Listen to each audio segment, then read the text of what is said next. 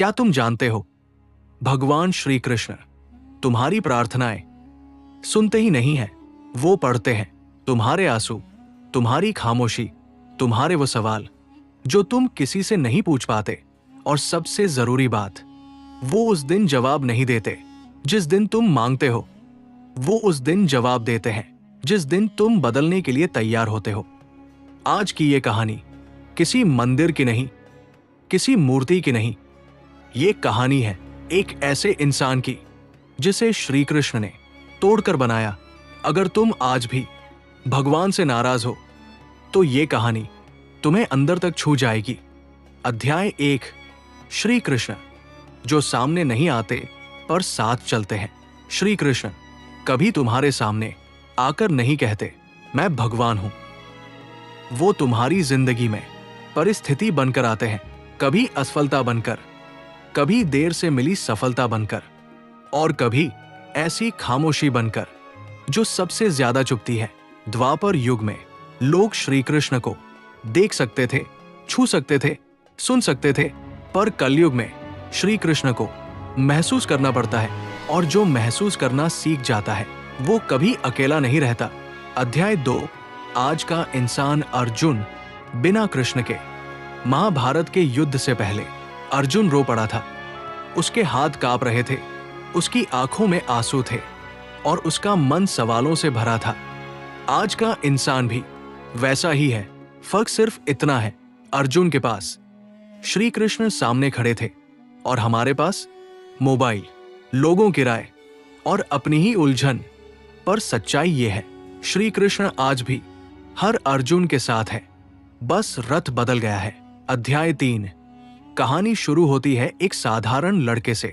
इस कहानी का नायक कोई राजा नहीं था, कोई विद्वान नहीं था, वो बस एक साधारण सा लड़का था। घर छोटा था, सपने बड़े थे और हालात हर दिन उसे नीचे खींचने की कोशिश करते थे। उसके घर में रोटी जरूरत थी और सपने लगभग गुनाह। लोग कहते थे ज्यादा मत सोच, जो है उसी में खुश रह, पर उसका दिल ये मानने को तैयार नहीं था। अध्याय 4, वो प्रार्थना जो शब्दों में नहीं थी। वो लड़का हर सुबह श्री कृष्ण की एक तस्वीर के सामने कुछ देर बैठता था। ना घंटी, ना अगरबत्ती, ना मंत्र, बस आंखें और एक थका हुआ मन। वो भगवान से कुछ मांगता नहीं था, क्योंकि वो मांगते मांगते थक चुका था। उसकी प्रार्थना बस इतनी थी, अगर तुम हो तो मुझे इतना मजबूत बना दो कि मैं टूटकर भी खुद को संभाल सकूं। और श्री कृष्ण अब भी चुप थे। अध्याय 5, जब खामोशी सबसे ज्यादा चुभती है। एक दिन उसके साथ बहुत गलत हुआ। जिस काम में उसने महीनों मेहनत की, उसका फल किसी और को मिल गया। लोगों ने कहा जिंदगी में ऐसा होता है, पर उसका दिल बोला हर बार मेरे साथ ही क्यों। उस रात वो पहली बार भगवान से नाराज हुआ। उसने कहा अगर तुम सब देखते हो तो चुप क्यों रहते हो। ये वही सवाल था जो अर्जुन ने भी पूछा था। अध्याय 6, सपना जिसमें श्री कृष्ण बोले नहीं। उसी रात उसने एक सपना देखा। उसने देखा एक खुला मैदान, शांत हवा और सामने श्री कृष्ण खड़े हैं मुस्कुराते हुए। वो कुछ बोलने ही वाला था कि श्री कृष्ण ने हाथ उठाकर उसे रोक दिया। कोई शब्द नहीं, कोई उपदेश नहीं, बस एक भाव। हर जवाब शब्दों में नहीं होता। नींद खुल गई, पर दिल पहली बार शांत था। अध्याय 7, पहला बदलाव, शिकायत का अंत। अगली सुबह उस लड़के ने एक अजीब सा फैसला लिया। उसने शिकायत करना बंद कर दिया, ना भगवान से, ना किस्मत से, ना लोगों से। उसने कहा जो मेरे हाथ में है वो मैं करूंगा। और यही से श्री कृष्ण की लीला धीरे धीरे शुरू हुई। अध्याय 8, श्री कृष्ण कभी जल्दी नहीं करते। कई लोग कहते हैं भगवान देर कर देते हैं, पर सच्चाई ये है भगवान देर नहीं करते, वो तैयार करते हैं। श्री कृष्ण जानते थे कि अगर उस लड़के को तुरंत सफलता मिल जाती तो वो टूट जाता, इसलिए उसे पहले अकेला खड़ा होना सिखाया गया। अध्याय 9, पहला छोटा अवसर। एक दिन उसे एक छोटा सा मौका मिला। काम छोटा था, पैसे भी कम थे। मन बोला इससे क्या होगा, लेकिन कहीं अंदर से एक शांत सी आवाज आई, कर। उसने किया, बिना सवाल, बिना उम्मीद। और यही था श्री कृष्ण का पहला संकेत। अध्याय 10। श्री कृष्ण का नियम। श्री कृष्ण चमत्कार से पहले चरित्र बनाते हैं, वो पहले तुम्हें ईमानदार बनाते हैं, फिर सफल। वो पहले तुम्हें मजबूत बनाते हैं, फिर अमीर। और जो ये समझ जाता है वो कभी रास्ता नहीं भटकता। पर ये तो बस शुरुआत थी, क्योंकि जिस दिन इंसान शिकायत छोड़ देता है उसी दिन जिंदगी उसकी सबसे बड़ी परीक्षा लेती है। और पार्ट 2 में उस लड़के की जिंदगी में ऐसा तूफान आया जिसने उसे पूरी तरह तोड़ दिया, या फिर श्री कृष्ण के सबसे करीब ले आया जब भगवान ने सब कुछ छीन लिया ताकि सब कुछ दे सके। अध्याय 11। शांति से पहले आने वाला तूफान। जिस दिन इंसान शिकायत करना छोड़ देता है उसी दिन जिंदगी उसकी परीक्षा लेती है। उस लड़के के साथ भी यही हुआ। जिस छोटे से काम से उसे थोड़ी सी उम्मीद मिली थी, वही काम अचानक छिन गया। ना कोई गलती, ना कोई चेतावनी, बस एक लाइन, अब आपकी जरूरत नहीं है। उस दिन उसने पहली बार खुद को पूरी तरह खाली महसूस किया। अध्याय 12। जब आत्मविश्वास भी साथ छोड़ देता है।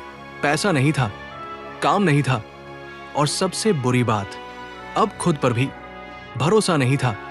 आईने में देखता तो लगता, क्या मैं सच में किसी काम का हूं?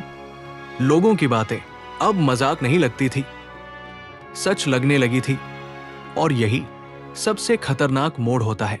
अध्याय 13। भगवान से आखिरी सवाल। एक रात वो फिर श्री कृष्ण की तस्वीर के सामने बैठा।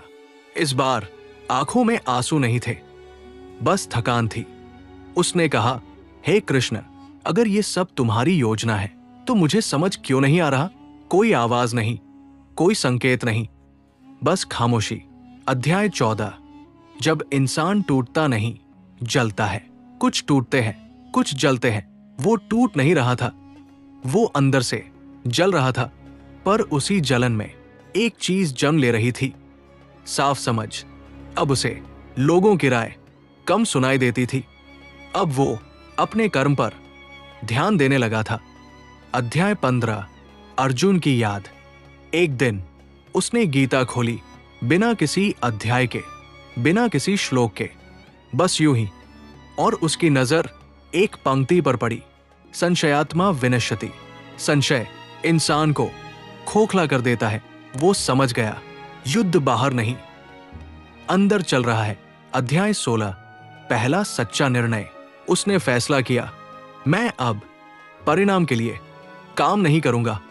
वो सिर्फ ईमानदारी से कर्म करेगा, चाहे लोग देखें या न देखें, चाहे पैसा मिले या न मिले। यही श्री कृष्ण का मार्ग था। अध्याय 17। छोटा बीज, गहरी जड़। उसने फिर छोटा काम शुरू किया। कोई ताली नहीं, कोई तारीफ नहीं, पर इस बार उसका मन शांत था, क्योंकि अब वो जानता था, कर्म सही है तो समय गलत नहीं हो सकता। अध्याय 18। जब दुनिया आपको परखती है, दुनिया तुरंत बदलाव नहीं देखती, वो आपको बार बार गिराकर परखती है। लोग कहते अब भी वही हाल है, पर उसे फर्क नहीं पड़ता था, क्योंकि अब वो बाहर नहीं, अंदर बदल चुका था। अध्याय 19। श्री कृष्ण का दूसरा संकेत। एक दिन एक अजनबी ने उससे कहा, तुम्हारे काम में ईमानदारी दिखती है, बस एक लाइन। पर उस लाइन ने उसके अंदर कुछ हिला दिया। उसे समझ आया, कृष्ण बोलते नहीं, लोगों से कहलवाते हैं। अध्याय 20। प्रतीक्षा का महत्व। हर बीज तुरंत पेड़ नहीं बनता। श्री कृष्ण इंतजार करवाते हैं, क्योंकि जो इंतजार करना सीख जाता है वो संभालना भी सीख जाता है। अध्याय 21। सबसे अंधेरी रात। एक समय ऐसा आया जब हालात फिर बिगड़ गए। काम था, पर पैसे देर से, घर में दबाव, मन में डर। वो सोचने लगा, क्या ये सब बेकार तो नहीं? पर इस बार वो रुका नहीं। अध्याय 22 मौन का अभ्यास। उसने सीखा हर बात का जवाब देना जरूरी नहीं, हर दर्द को दिखाना जरूरी नहीं, कभी कभी चुप रहना सबसे बड़ा उत्तर होता है। श्री कृष्ण भी यही करते हैं।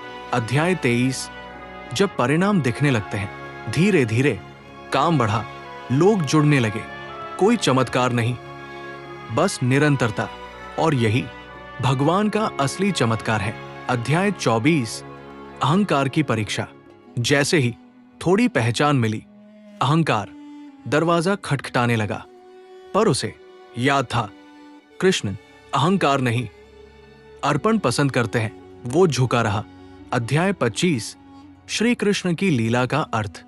अब उसे एक बात साफ समझ आ गई, भगवान आपकी जिंदगी आसान नहीं बनाते, वो आपको मजबूत बनाते हैं, और मजबूत इंसान कभी हारता नहीं। अध्याय 26 अंदर की शांति।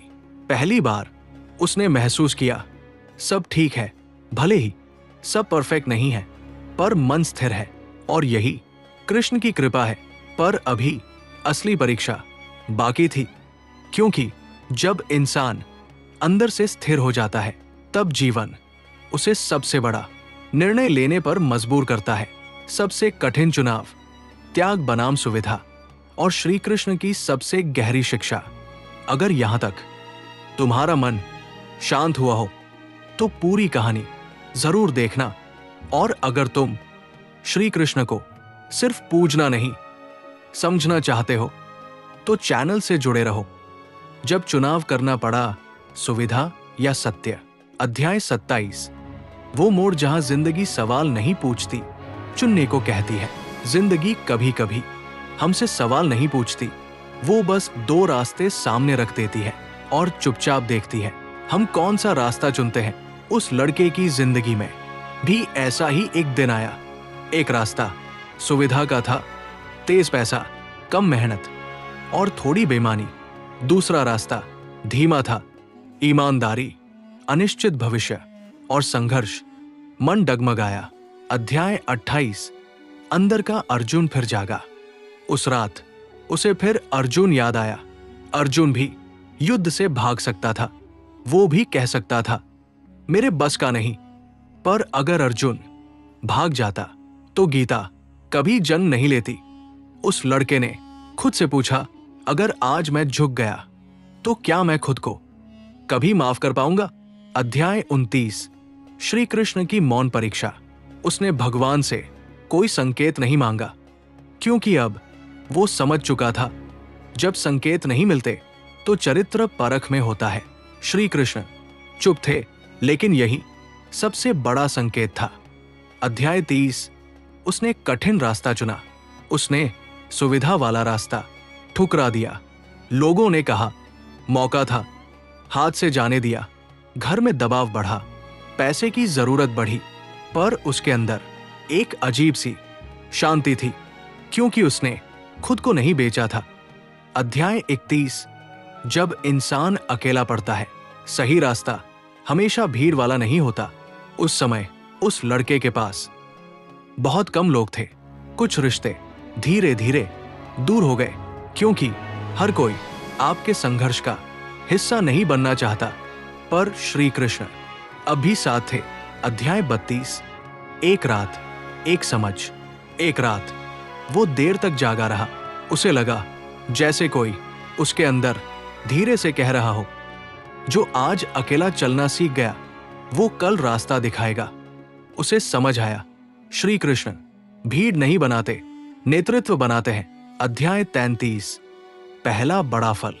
समय बीता, धीरे, बहुत धीरे, पर एक दिन उसके ईमानदार काम ने उसे पहचान दिलाई। कोई बड़ा चमत्कार नहीं, बस एक सही व्यक्ति की सही नजर। वो मौका जो उसने पहले ठुकराया था, उससे कहीं बेहतर अब सामने था, इस बार सम्मान के साथ। अध्याय 34 घमंड की आखिरी परीक्षा। अब एक नया खतरा था, अहंकार। क्योंकि जब इंसान सही करके जीतता है तो उसे लगने लगता है मैंने सब खुद किया, पर उसे याद था कृष्ण सहयोगी है, प्रतियोगी नहीं। वो झुका रहा। अध्याय 35 सेवा का अर्थ।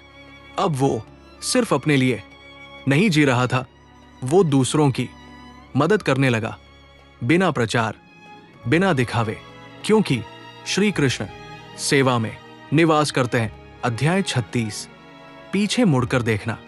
एक दिन उसने पीछे देखा, वही हालात, वही घर, पर वही इंसान नहीं।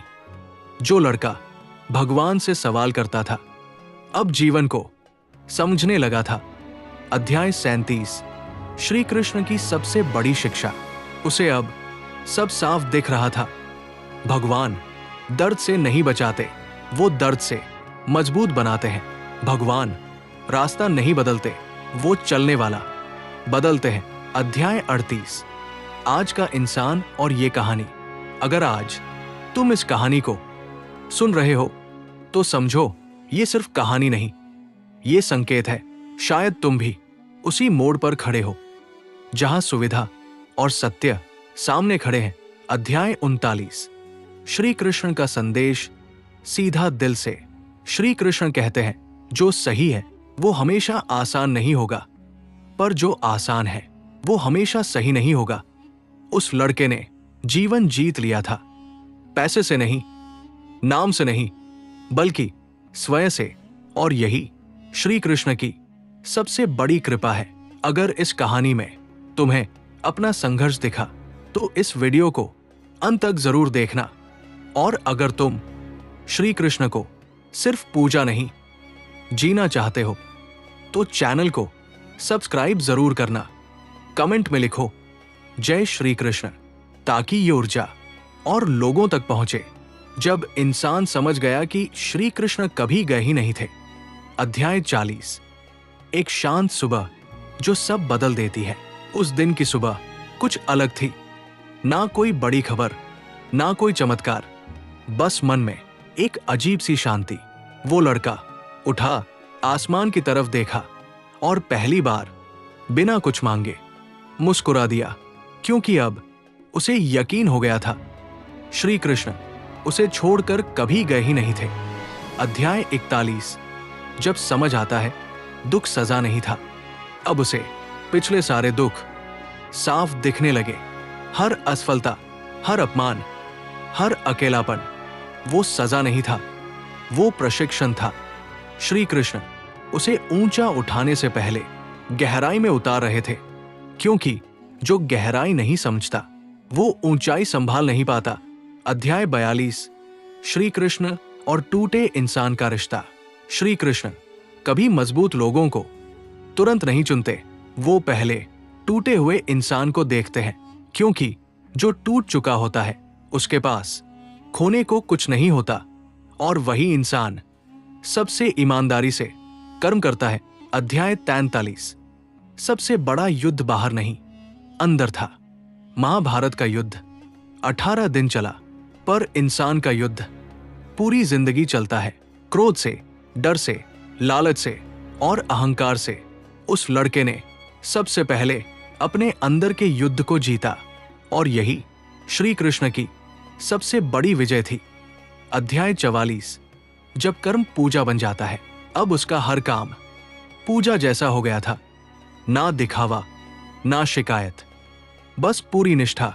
वो समझ चुका था जब कर्म में ईमानदारी होती है तो मंदिर की दूरी खत्म हो जाती है। श्री कृष्ण तब हर जगह होते हैं। अध्याय 45 एक साधारण इंसान का असाधारण प्रभाव। वो कोई बड़ा संत नहीं बना, ना कोई प्रसिद्ध नाम, पर उसके आसपास के लोग बदलने लगे, क्योंकि जब एक इंसान सही तरीके से जीने लगता है तो वो बिना बोले दूसरों को सिखाने लगता है। यही श्री कृष्ण की सबसे शांत लीला है। अध्याय 46 पीछे मुड़कर देखना बिना पछतावे के। अब जब वो पीछे मुड़कर देखता था तो अफसोस नहीं होता था, वो हर दर्द को आशीर्वाद मानता था, क्योंकि अगर वो दर्द ना होता तो वो इंसान आज यहां खड़ा नहीं होता। अध्याय 47 श्री कृष्ण का अंतिम संदेश आज के इंसान के लिए। श्री कृष्ण कहते हैं, अगर जीवन कठिन है तो समझो तुम सही रास्ते पर हो। अगर तुम अकेले हो तो समझो तुम्हें मजबूत बनाया जा रहा है।